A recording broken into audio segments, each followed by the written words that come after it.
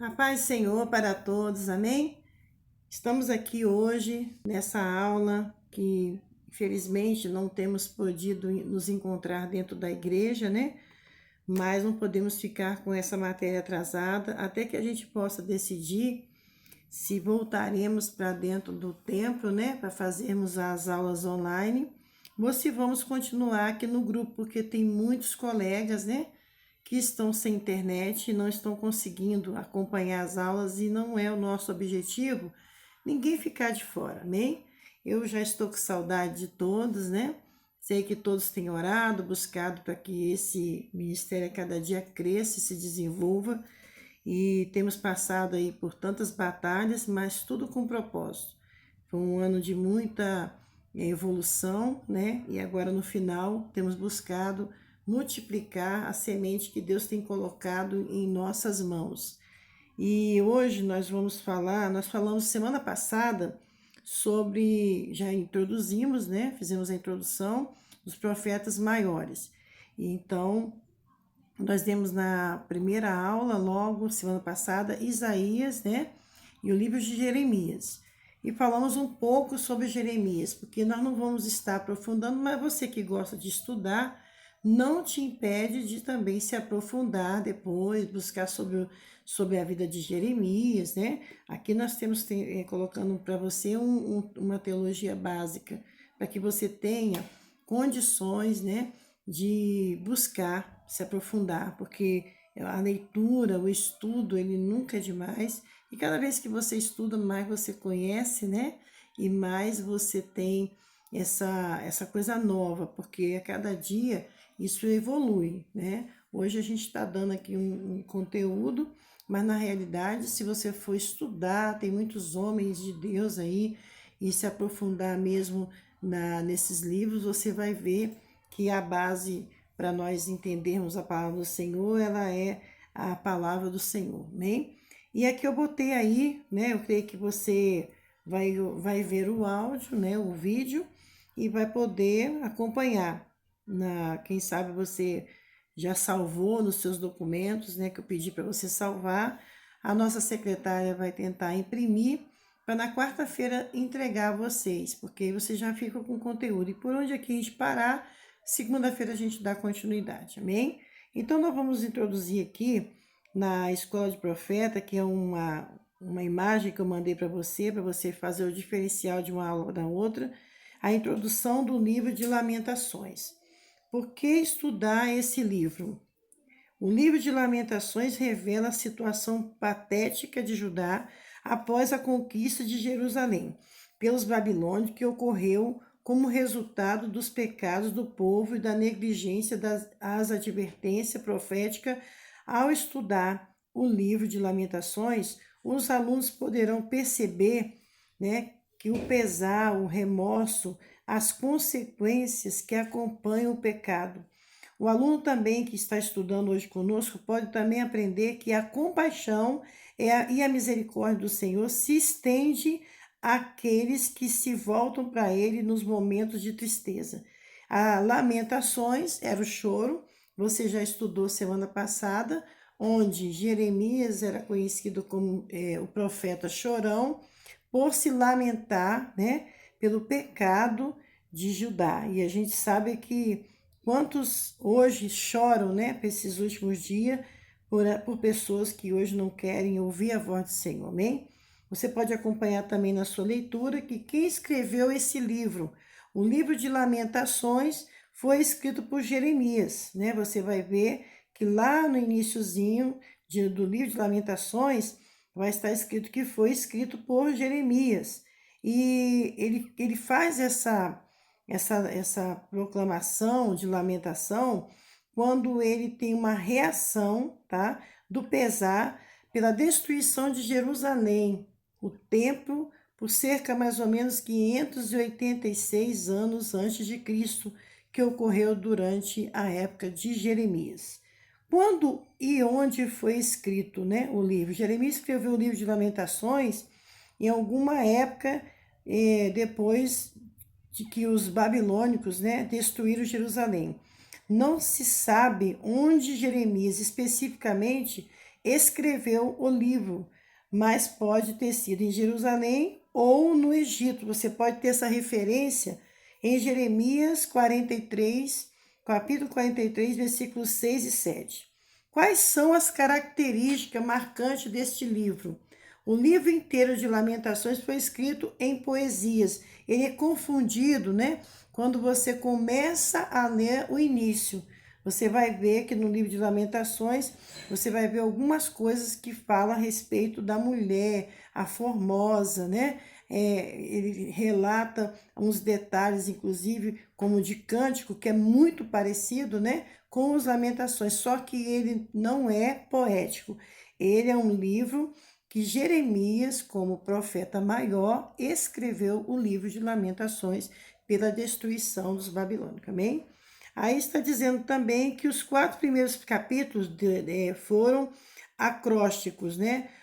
Um acróstico quer dizer uma forma poética, mas não quer dizer que ele é poético, ok? Na qual as primeiras letras de cada linha formam a sequência significativa, o livro de Lamentações. O resumo primeiro, você vai ver que na Lamentações, no capítulo 1 e 2, Jeremias lamenta a condição desolada de Jerusalém após a destruição pelos babilônios. Ele reconhece que Jerusalém foi destruída porque o povo se rebeliou contra os mandamentos do Senhor. Então, quer dizer, eles não obedeceram à voz do Senhor e automaticamente eles receberam também como consequência toda essa ruína, né? Aí você vai ver no livro, no capítulo 3 de Lamentações, que Jeremias ora pela libertação de Judá e expressa esperança no Senhor, cuja misericórdia está sobre aqueles que confiam nele. Aí você vai ver que alguns versículos, né? A gente vai pular aqui, eu acho que eu mandei para você também. A gente vai ver que tem os livros poéticos, né? Aqui e tá, vamos lá. Você pode também acompanhar que no livro o autor se lamenta acerca da situação miserável e humilhante em que se encontra o povo e as instituições de Israel. Em decorrência do mau proceder do povo e da sua infidelidade à aliança, a luz da teologia pode ser interpretada como um castigo. É um tempo de purificação e a esperança de que Deus olhará com clemência para o povo, consoante fim da quinta lamentação. Então você vê aqui, né, que alguns versículos que você, quem sabe, já ouviu em algumas pregações, que está no capítulo 3, versículo 22, 23, que diz: as misericórdias do Senhor são a causa de não sermos consumidos, porque as suas misericórdias não têm fim, renovam-se cada manhã, grande é a tua fidelidade. Aqui é um dos versículos que você, quem sabe, já também viu. Outro versículo também, que também é um versículo que fala muito, né? E que é muito pregado, no capítulo 5, 19, 22, tu, Senhor, reinas eternamente. O teu trono subsiste de geração em geração, porque te esqueceria de nós para sempre, porque nos desampararias por tanto tempo. Converta-te-nos a ti, Senhor, e seremos convertidos. Renova-os nos nossos dias como dantes, porque nos rejeitarias totalmente, porque te enfurecerias sob maneira contra nós, os outros. Aqui estava o povo, né? Ali no livro de Lamentações, suplicando a Deus, né? Suplicando. E Jeremias faz essas misericórdias do Senhor. São as causas de não sermos consumidos. Porque o povo ainda encontra em Deus um coração compassivo, né? E nós, muitas das vezes, na nossa caminhada, precisamos ter esse coração compassivo, um coração com compaixão, de nos colocar. Compaixão é você se colocar no lugar do outro, né? Quando eu não me coloco no lugar do outro, eu não tenho compaixão. Eu vou julgar, eu vou falar mal, eu vou ser uma pessoa crítica. E na realidade, aqui a oração e o clamor de Jeremias pelo aquele povo era dizer: Senhor, Nós somos a sua misericórdia, porque elas duram, por isso não somos consumidos. Elas se renovam a cada manhã. Quer dizer, aí nós lembramos daquela passagem que chega o discípulo e pergunta quantas vezes devemos perdoar. E ele disse de 70 vezes 7. Isso por dia, né, irmãos? E quantas pessoas não conseguem nem se colocar no lugar do outro com compaixão, coração compassivo, e também ele não consegue também perdoar. Então, quem não tem misericórdia também não vai conseguir perdoar o seu irmão. E aqui nós vemos também, no resumo, que você também já está com né, o material, o livro de Lamentações é dividido em 5 capítulos. Cada capítulo representa um poema distinto. No hebraico original, os versos são acrósticos, com cada verso começando com uma letra sucessiva do alfabeto hebraico. No livro de Lamentações, o profeta Jeremias entende que os babilônicos foram o instrumento de Deus para trazer juízo sobre a terra. Amém? Então, nós vemos aqui que o livro, né, em si do Senhor Jesus, né, ele já colocou lá no início, você vai ver que Jesus foi enviado hoje, né, para esse juízo final. Você vai ver o livro de Daniel, né, Ezequiel e Daniel, mas nós vamos ver já já.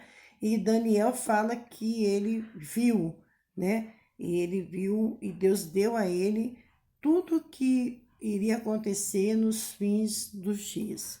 E nós vamos estudar também sobre isso, amém?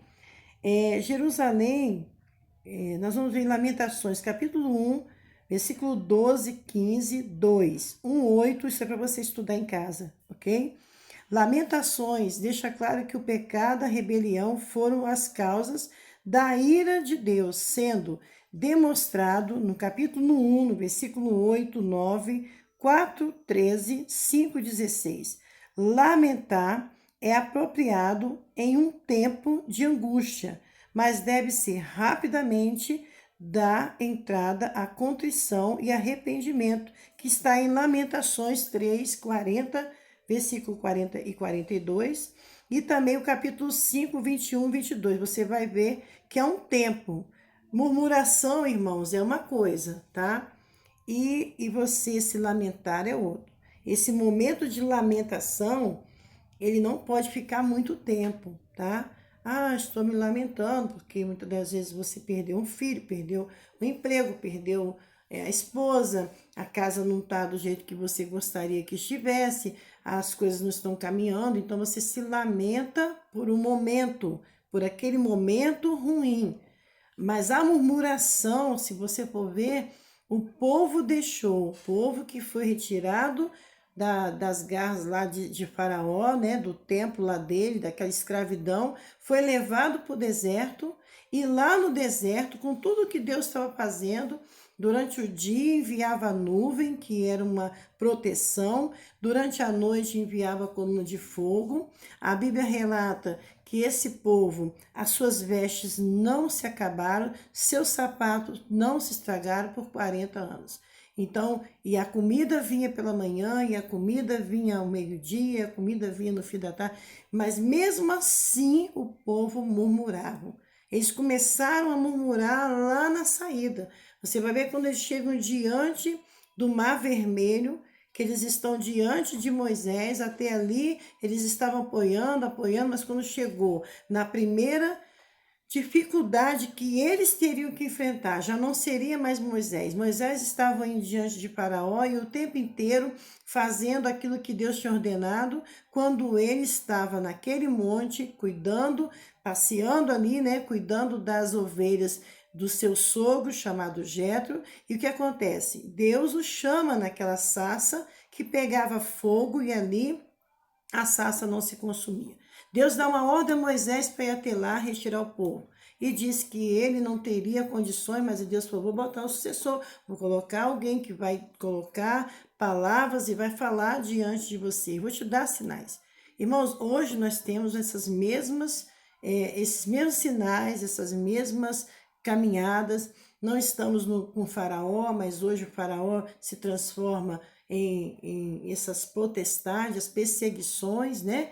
Esse mundo que estamos vivendo hoje, o desemprego, a crise financeira, tudo que você possa imaginar que está contra aquilo que dentro da palavra um dia você achou, aceitei Jesus, então a vida vai ser maravilhosa. Não, irmão, a vida vai ser maravilhosa, sim. Nós estamos aguardando a volta de Cristo, porque será eternamente. Mas nós temos refrigérios, né? Não temos só batalhas, temos refrigérios.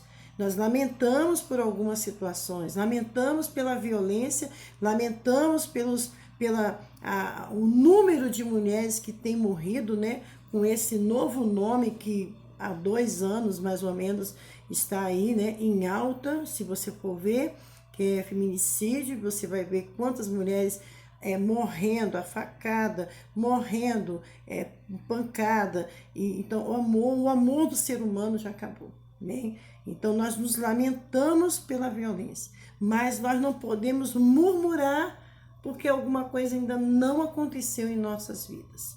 E aquele povo chega e diz: Moisés, por que tu nos trouxe aqui, neste lugar? Para morrermos? Então, antes tivéssemos ficado lá, né? Fazíamos os tijolos, mas nós tínhamos a comida, nós tínhamos a dormida. Tem gente, irmãos, que se contenta com o que tem, se contenta com o pouquinho que está ali, mas Deus tem coisa grande para a tua vida. Então você tem que acreditar nesse Deus grande. Aquele que abre o mar vermelho é aquele que fará sobrenatural na sua vida. Eu creio nisso. Amém?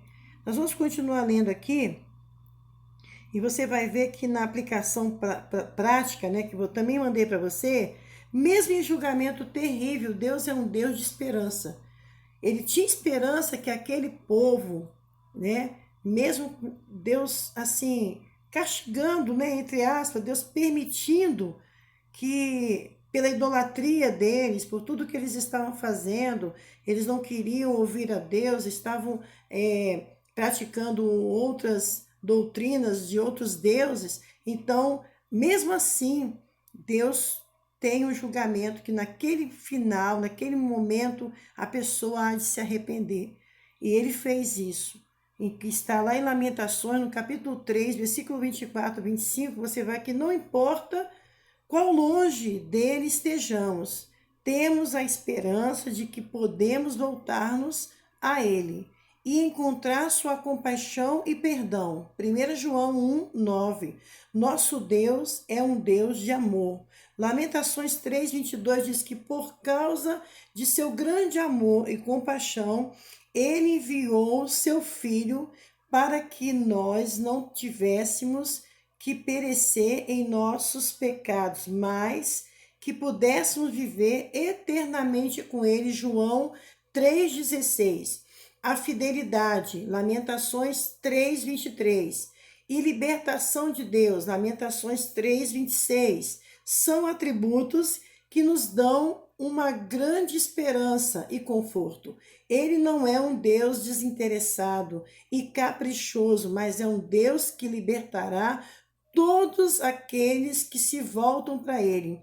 Admitem-se que não podem fazer nada para ganhar o seu favor. Amém? E aqui, eu creio que a gente já terminou essa leitura, né? Porque eu acabei copiando, né? Para poder seguir a leitura com você, mas eu não saí um pouco da ordem, mas eu espero que você possa pegar todas essas referências que foi separado com tanto carinho, né? Para você e você poder estudar em casa, amém? Nós vamos entrar agora na introdução do livro de Ezequiel, que eu disse que também daria a você hoje, amém? Segunda-feira encerramos, né, o livro de profetas menores, maiores, e os menores eles serão mais rápidos, eu vou dar na mesma aula de segunda-feira, com um pouco dos fins dos dias de Daniel, tá? Esse material você vai receber no domingo, que não teremos a Santa Ceia esse domingo. Nós chegaremos aí ao Rio de Janeiro, se assim tudo, né, correr bem, já estamos com tudo programado. Chegaremos no dia 10 à noite. No dia 11 nós teremos o chá rosa, tá? Que estaremos trabalhando com mulheres, cura interior, cura e libertação, primeiro para as mulheres. No sábado eu tenho algumas visitas, no domingo nós temos o intensivo com a Santa Ceia à noite, amém? Então teremos uma semana um pouco corrida, mas eu ficarei com vocês aí até o dia, se eu não me engano, 17 ou 18, e retornaremos para Brasília, ok? Então já vão se programando, já podem convidar sua família, estarem todos já envolvidos, porque do dia 10 ao dia 18 estaremos aí ministrando, palestrando, teremos um dia especial que eu vou dar a vocês um intensivo, eu e o bispo, né? A respeito de liderança, aquilo que já temos estudado aqui, daremos a você essa aplicação sobre liderança. Muito bom, você vai amar, e nós temos aí também, porque temos evangelismo, né? E quantas coisas boas podemos fazer criando uma criatividade na área do evangelismo. Você que tem interesse como liderar, como ter uma integridade para liderar, né? Tudo isso a gente aprende e nunca é tarde para aprender, né? Nunca é tarde para a gente estar aprendendo, aprendendo, amém? Então, você que está com o seu conteúdo, você já pode abrir aí, lá no livro de Ezequiel, amém? Deixa eu só me preparar aqui para poder passar para você, que nós vamos estar aqui. O livro de Ezequiel, a introdução, vai falar sobre o profeta, tá? Ele é o autor, ele é o próprio autor.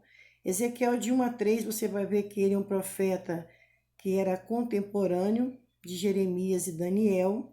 Aos 30 anos de idade, Ezequiel teve uma visão da glória de Deus, foi chamado para ser profeta. Ezequiel de 1 a 3, a partir daí, ele iria profetizar para o povo de Israel espalhado pelo Império Babilônico. Você vê que contradição que nós vimos agora, né?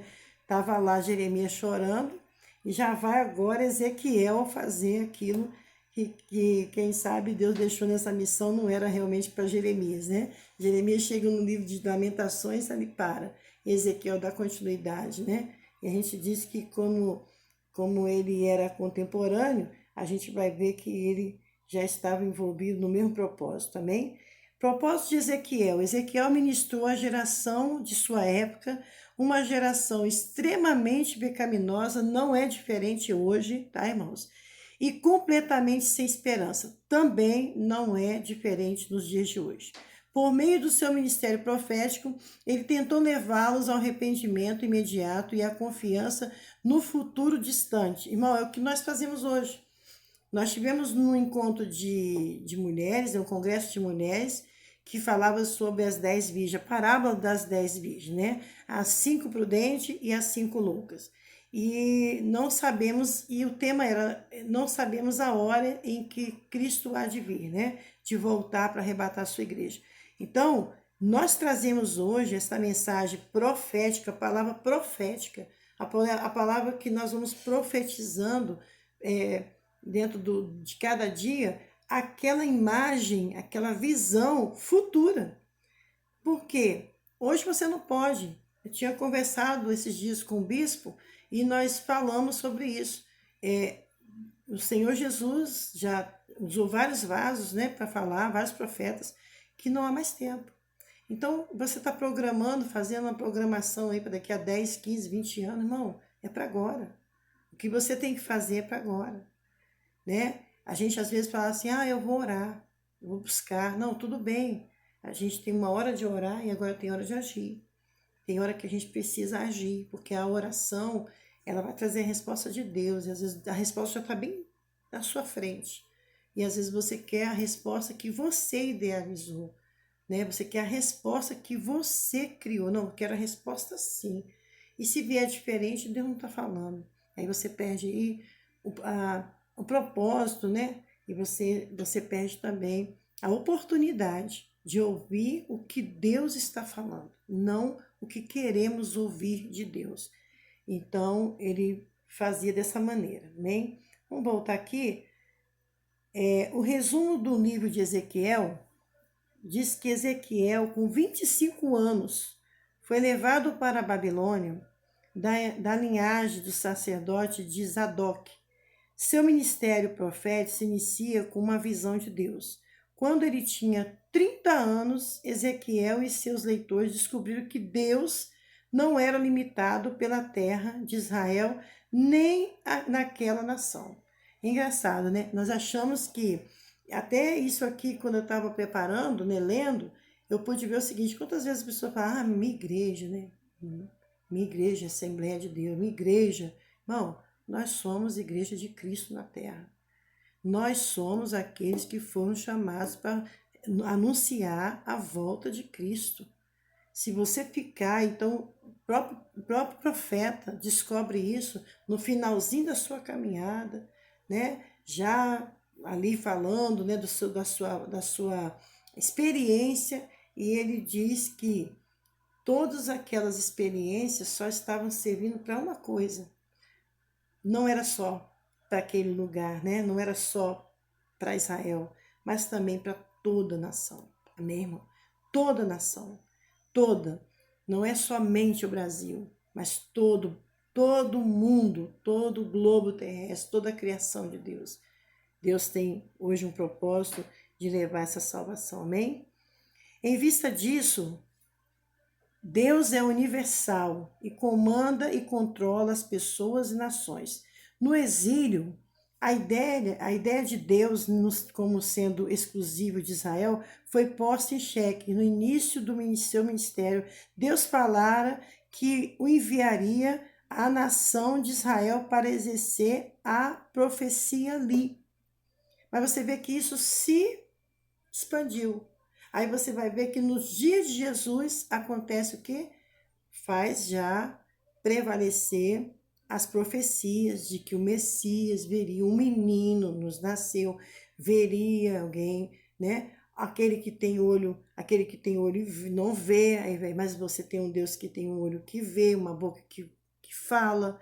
Os deuses daquela época, aí Jesus veio quebrar o quê? Toda essa idolatria. Amém, irmão? Ele é o único caminho, a verdade e a vida. Amém? Depois de muitos anos exercendo o ministério para Israel, Deus simplesmente diz para ele virar o rosto para os amonistas e profetizar a eles. Assim inicia, sem alarme, seu ministério às nações.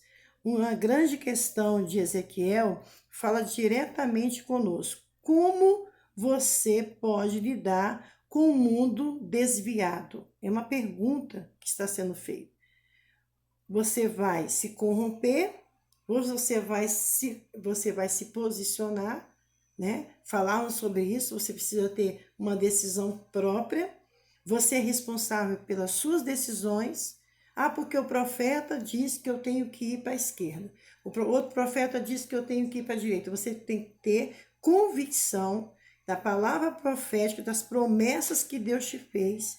E qual é o momento de você agir, qual é o momento de você recuar, qual é o momento de você adorar, é o momento de você vigiar. Você precisa buscar entender de Deus o tempo para todas as coisas na sua vida. Se você não entender isso, as profecias que foram entregues a você como promessa, elas vão entrar em descrédito. Por quê? Porque não estão sendo realizadas, né, na sua expectativa.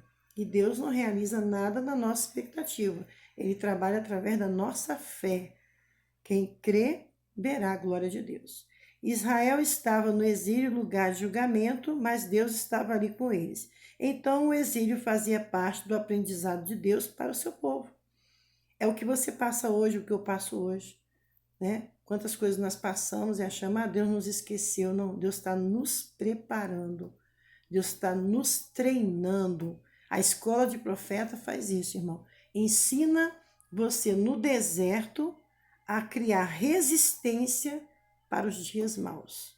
Amém? Então, Deus não esqueceu. Deus não é, aquele carrasco está com chicote. Não, Deus permite, muitas das vezes, sermos exilados, né? Sermos humilhados, porque todos que estão no exílio estão presos. Você está vendo que hoje o tema de outubro, né? Ela começa agora com o Outubro Rosa, né? Mas também vem que é o fim do cativeiro.